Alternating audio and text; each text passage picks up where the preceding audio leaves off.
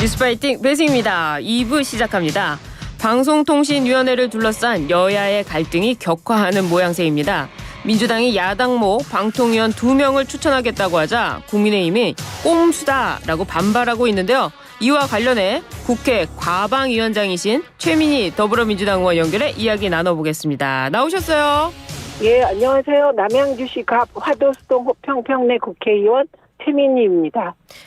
저희 요즘에 스튜디오에 안 나와주세요. 아, 죄송합니다. 오늘도 과방위가 열리게 되어 있고요. 예. 오늘 법안 처리를 하는 날이라서 예. 준비할 게 많습니다. 그렇군요. 요즘 과방위가 죄송합니다. 과방위가 굉장히 핫한데요. 지난 21일 국회 과방위에서 방송장악 3차 청문회가 열렸습니다. 네. 이 자리에서 의원님께서 야당목 방통위원 2명을 추천하겠다 이렇게 하셨는데요. 네. 4인 체제가 된다 하더라도 여야 2대2로 의견이 갈리면 의결 자체가 불가능한 상태가 되는 거 아닙니까? 아니, 이거는 상황상 네. 이진숙 위원장의 탄핵과 관련한 헌재 심판이 나오기 전까지는 네. 정상화시키라는 요구를 받아들이면 야당은 추천할 수밖에 없습니다. 예. 이것도 그냥 저희가 추천하겠다고 한 게 아니고요. 최형두 간사에게 제가 상임위에서 공개적으로 몇 번에 걸쳐서 예. 야당이 방통위원을 추천하면 대통령께서 임명하도록 국민의힘이 여당으로서 해줄 수 있겠냐라고 예. 몇 차례에 걸쳐서 물었고요. 예. 최영두 간사가 그걸 보증하겠다고 했기 때문에 제가 공개적으로 한 약속이니까 예. 지도부에 보고를 하고 추천하기로 결정한 것입니다. 그렇군요. 그런데 이제 와서 예. 정치 공작이다, 뭐 꼼수다 이렇게 얘기하니까 도대체 진위가 뭐였는지 야당 위원을 추천하라는 예, 그 의심하지 않을 수 없는 상황이 되었는데 예. 어쨌든 저희는 네. 그 세상 일이라는 게 다 흐름이 있는 거고 예. 방통위를 정상화하자는 여당의 요구가 타당한 측면이 있기 때문에 저희는 방통위원 추천 절차에 들어갈 겁니다. 그렇군요. 근데 이 방통위 정상화를 위해서라면요.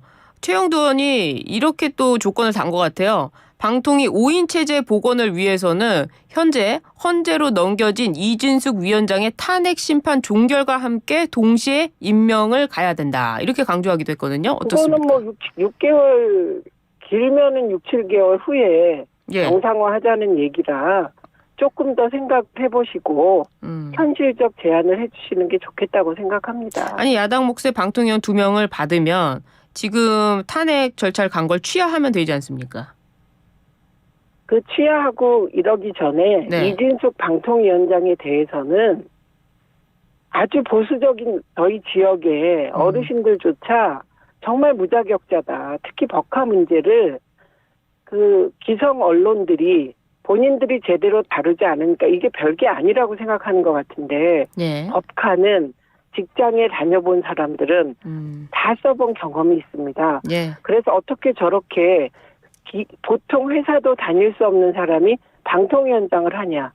이거는 뭐 중도뿐만 뭐 진보는 말할 것도 없고 중도적인 유권자들뿐만 아니라 보수까지도 그렇게 생각하는 사안입니다. 예. 그래서 애초 방통위원장이 무자격자이기 때문에 제가 최영두 간사의 그 말에 대해서 그러려면 이진숙 위원장이 사퇴 의사를 밝히면 된다. 네, 그렇게 얘기했습니다. 법화 문제는 뭐 국민들이 다 아시리라고 생각이 들고요. 네. 예, 뭐 누가 됐든 법화 그렇게 쓰면 안 되겠죠. 그렇죠. 예.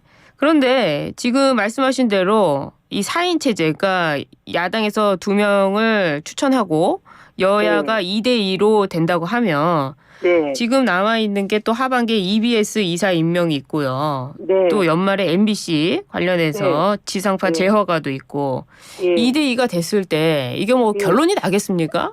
나죠. 서로 극한 대립만 하다가 또 국민들한테 아닙니다. 아닙니까? 지금 네. EBS는 보수 정권이 들어서서 장악하려고 했던 적이 한 번도 없어요. 예. 예, EBS 이사 선정이 이렇게 막 갈등을 빚은 적이 거의 없습니다. 왜냐하면 EBS는 중립적인 환경 속에서 정말 좋은 다큐를 만들고 그리고 그 수능 교육 교재와 관련한 일을 하고 이러기 때문에 중립화된 영역이었어요, EBS는. 예. 왜냐하면 거기는 보도 기능이 없습니다. 네. 네, 그렇기 때문에 EBS 건부터 시작하여 여야 추천 방통위원들이 이제 제대로 과거에 했던 방식으로 방통위를 운영해 가면 됩니다. 방통위가 정파적 사안이 전체의 10% 정도도 안 돼요. 그래서 국민들 입장에서는 방통위원장의 이 부재와 그리고 야당 몫의 방통위원 2명 이 부분이 결국에는 이제 통신 쪽에서도 문제가 생기는 거 아니냐. 과징금도 지금 받지 못하고 있다고 하는데 너무 이 방송 쪽에만 쏠려서 이 국회 과방위에서 진행하는 거 아니냐 이런 비판도 있습니다. 그게요. 지금 국회가 열린 지 지금 8월이잖아. 2달 반 됐거든요. 네. 네. 2달 반 동안 늘 국회를 보고 언론이 얘기하기를 선택과 집중해서 하나를 해결하고 나가라 이런 지적을 한 적도 있어요. 네. 그리고 과학기술이나 AI 분야 같은 경우는 예를 들면 법안도 심도 깊은 그 성한 시기가 필요한 것들입니다. 그래서 저희 의원실도 네. 청년들과 함께 AI 법안을 준비하고 있어요. 이미 예. 제가 임기 시작하면서부터. 예. 네, 반면에 방송관계법은 네. 이게 역사가 20년 된 법입니다. 네, 그러다 보니 이게 뭐 한 의원이 법안을 성안하는데 시간이 그렇게 걸리지 않았어요. 예. 오랜 논의를 거쳤기 때문에. 그래서 네. 저는 어떤 상임위가 운영될 때 이게 우선순위를 두고 운영해 갈 수 있는 거라고 생각합니다. 그리고 오늘 네. 그 과학기술 법안하고 AI 관련 법안들 처리를 하려고 합니다. 아, 그렇군요. 알겠습니다. 네. 오늘이어도 다른 네. 사건도 있는데 MBC 네. 대주주 박문진 이사 임명에 대한 집행정지 신청 결론이 오늘 내려집니다. 예. 예, 이 결과에 따라 방통위 2인 체제와 이진숙 방통위원장 탄핵 심판에도 영향을 미칠 것 같다. 이런 전망도 나오는데요. 네. 위원장님은 어떻게 예상하세요? 예상 없습니다. 없어요. 다만 저는 과연 대한민국 방통위 역사상 네. 방통위원장이 그리고 부위원장이 임명 당일 방통위 업무도 제대로 파악하지 않고 업무 보고도 안 받은 상태에서 네. 아무 토론 없이 투표를 거쳐서 7, 8자리의 투표를 거쳐서 뭐가 그렇게 급하다고 박문진 이사 등 공영방송 이사를 뽑은 역사가 있냐. 예. 이게 국가기관이 이런 식으로 일을 해도 되냐. 2인이 하지 말라고 방송입법이 이 합의제 행정기관의 핵심은 5명이 정파적으로 다른 추천자들이 모여서 객관적인 심의를 거쳐서 표결하라는 건데 심의 없이 투표만 해서 대통령 추천목 2명이 이게 법적으로 타당하냐? 저희는 불법이라고 봤습니다. 그렇지만 또 이미 탄핵을 하겠다. 방통위원장이 선임되기도 전에 탄핵을 하겠다. 이런 민주당의 입장도 있었기 때문에 빨리 해야 된다. 뭐 이런 입장도 있는 거 아니겠습니까? 지금 그게 말이 됩니까? 법원이 불법적인 행정행위 민주당이 불법적인 행정행위가 없는데 어떻게 탄핵을 합니까? 그래서 제가 네. 이런 기사도 나와서 제가 의아한 게 네. 기자님들은 과연 이 사안을 제대로 알고 쓰시는가 여쭤보지 않을 수 없는 게요. 예. 제가 누차례 얘기했습니다. 대통령 중심제 국가에서 행정이 먼저 가고 국회는 견제하는 거기 때문에 네. 불법적 행정행위가 없는데 탄핵할 수 없다. 네. 그래서 선제적 탄핵이란 개념은 성립하지 않는다. 이 얘기를 누차 말씀드렸고요. 그래서 제가 그 방통위원회가 정상적으로 굴러갈 수 있을 때 공영방송 이사 선임을 해라. 그러면 탄핵도 없다. 네. 이 얘기를 누차 드렸습니다. 그래서 그 말이 거꾸로예요. 거꾸로. 이진숙 위원장이 임명 당일 무리하게 불법적으로 심의도 거치지 않고 박문진 이사 등 공영방송 이사를 선임해서 방송 장악의 앞잡이 노릇을 한 것으로 보았기 때문에 탄핵한 겁니다. 그래요. 그런데 민주당이 지난번 이상민 행안부 장관에 대한 탄핵 소추를 추진했었지만 헌법재판소에서 만장일치로 기각이 됐습니다. 이진숙 방통위원장에 대해서도 탄핵 소추가 기각된다면 민주당은 어떤 책임을 지게 되나요? 저희가 불법으로 봤기 때문에 탄핵 소추를 했습니다. 네. 탄핵했습니다. 그런데 부결됐어요. 예. 그러면 정치적 책임을 지는데 네. 이럴 때 역풍이 있을 것인가? 네. 그걸 물으시는 거거든요. 예. 이상민 장관도 아니 지구상 어떤 나라에서 네. 도심 한복판에서 그것도 심장부 도심 한복판에서 그 150여 명의 국민이 억울하게 무고하게 사망하셨습니다. 예. 그런데 관련 장관이 사퇴하지 않는 거 본 적 있으십니까? 예. 아니 지금 이진숙 위원장에 대한 탄핵 소추 아니, 기각을 그래서- 여쭤보는 거니까요. 아니 그래서요. 그때도 이상민 장관은 법적으로 엄밀하게 요건을 따져서가 아니라 정치적 정무적인 책임이 있다. 예. 이것은 현재 재판관들도 인식을 같이 했다고 생각합니다. 근데 예, 뭐 그런데 법적인 판단은 가는 거니까요. 이진숙 예. 위원장의 경우도 네. 저는 정치권의 모든 행위는 정치적인 책임을 지는 것입니다. 민주당은 정치적 책임을 지게 되고요. 예. 예, 그런데 과연 이진숙 위원장이 탄핵되지 않을 것인가? 이거에 대한 판단부터 저는 다르기 때문에 예, 알겠습니다. 헌재가 예. 이 불법 행위에 대해서 판단을 잘해 주시리라고 생각하고요. 국민 60%, 60%가 뭐 부적격 인사라고 생각하고 있다는 점만 말씀드립니다. 예, 하여튼 뭐 법정이 탄핵 소추까지 가게 됐는데 여러 가지로 그 청취자분들께서 판단하시리라 생각이 듭니다. 이번에는 국회 소식 좀 여쭤볼게요. 22대 네. 국회 3개월 동안 과방위 전체 회의가 18차례 열렸지만은 과학기술법안 소위는 단 한 차례도 열리지 않았다고 합니다. 의원님 언제쯤 이게 열리게 될까요? 아니 제가 계속해서 양당 간사에게 예. 법안 소위 열라고 네, 상임위에서 얘기하고 있지 않습니까? 예, 근데 언제 열리나요? 과학기술 법안 소위는 네. 아니 오늘 전체 법안이 처리되는 과정은 네. 의원들이 법안을 발의합니다. 그러면 그것이 국회 사무처로 갑니다. 네. 이게 다시 각 상임위로 배분이 돼요. 예. 그러면 각 상임위는 전체 회의를 열어서 법안을 상정합니다. 대체 토론을 합니다. 예. 그리고 이걸 각 소위에 나누어서 보내게 되는 과정을 거치거든요. 예. 네, 그래서 오늘 과학기술 법안과 AI 법안 등이 예. 전체 회의에 상정돼서 대체 토론을 하게 됩니다. 아, 오늘이군요. 그러면 그 대체 토론 결과 이게 되게 법안 소위에 가게 돼요. 네.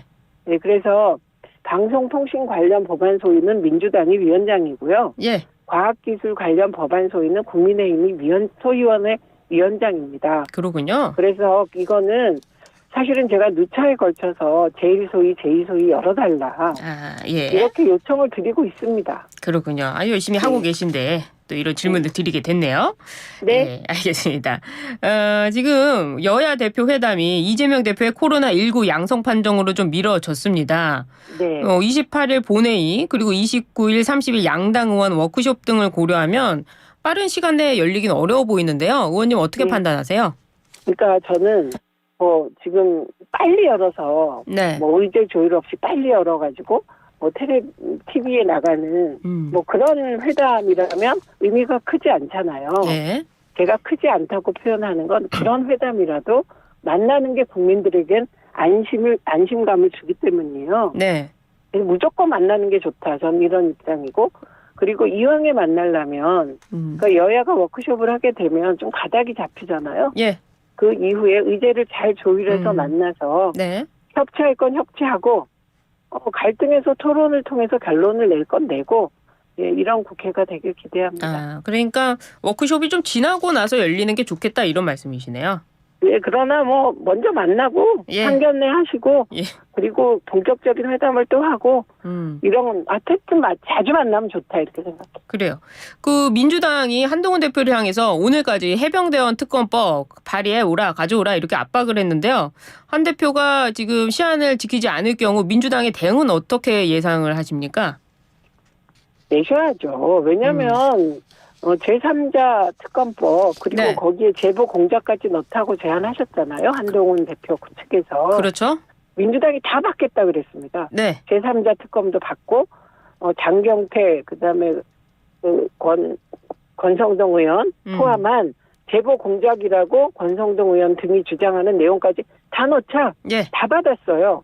그런데 특검을 안 낼 이유가 있습니까? 근데 빨리 내주셔야죠. 빨리 내주셔야 되는데 네. 아직 국민의힘 의원들 설득이 안 되나 봅니다. 국민의힘 의원들도 한동훈 대표를 힘을 실어줘야죠. 게다가 원내대표신데 의원들이 더 힘을 실어주고 예. 저는 국민의힘 의원들께 부탁드리고 싶은 것이 예. 이해는 가요. 용산만 바라보게 되는 것이. 그러나 이게 지금 바라볼 것은 한동훈 대표가 아닌가 이렇게 생각합니다. 의원님은 미래 권력으로 한동훈 대표를 보고 계신 건가요? 어쨌든 당대표니까요. 네, 알겠습니다. 네. 지금 오염수 방류 벌써 네. 1년이 지났는데요. 대통령실과 국민의힘은 민주당이 괴담 선동에 책임져야 한다라면서 공세를 폈습니다. 의원님께서는 어떻게 보고 계십니까? 괴담 선동이 아니고요. 이건 정말 이상한 일이 벌어지는 겁니다. 이게 예. 그 후쿠시마에서 방류된 오염수가요. 우리나라 해안까지 흘러 들어와서 우리나라 조류에 영향을 끼치는 시기.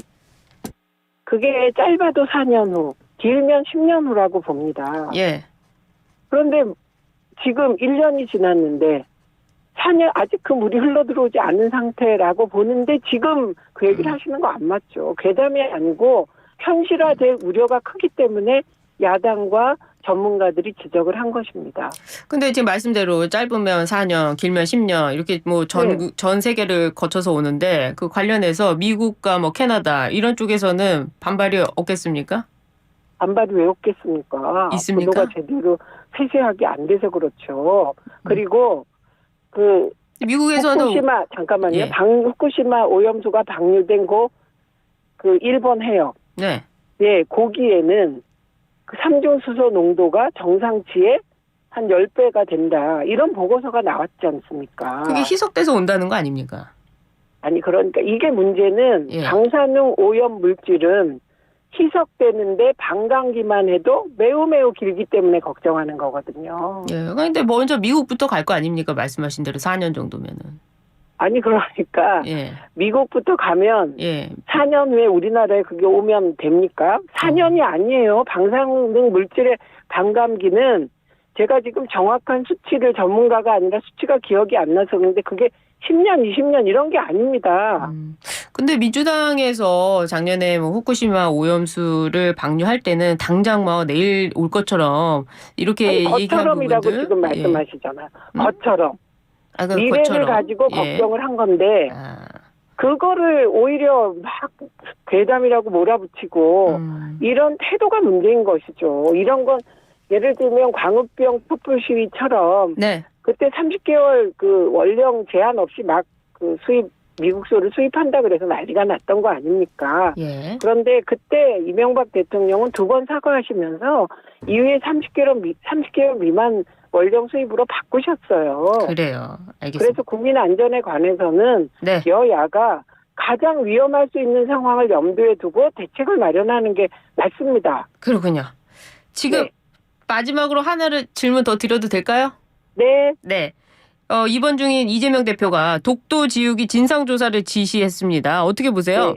이건 너무 적절한 조치라고 생각하고 이건 대통령이 하셔야 돼요. 그래요. 왜냐하면 갑자기 역사에서 독도 조형물이 사라지고 전쟁 기념관에 독도 조형물이 사라지니까 독도조차 못 지키는 게 아니야? 이런 불안감이 생긴 거니 저는 이거는 이재명 대표가 지시하기 이전에 네. 윤석열 대통령이 이게 어떻게 된 일이냐. 그래요. 긴급 지시를 하셨어야 예. 되는 사안인데 윤석열 대통령이 안 하시니까 네. 이재명 그렇군요. 대표가 야당 대표로서 지시하신 것으로 매우 적절했다고 봅니다. 알겠습니다. 의원님 저희 더 듣고 싶은데 시간이 없어가지고요.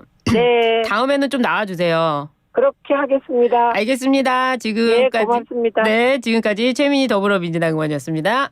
네.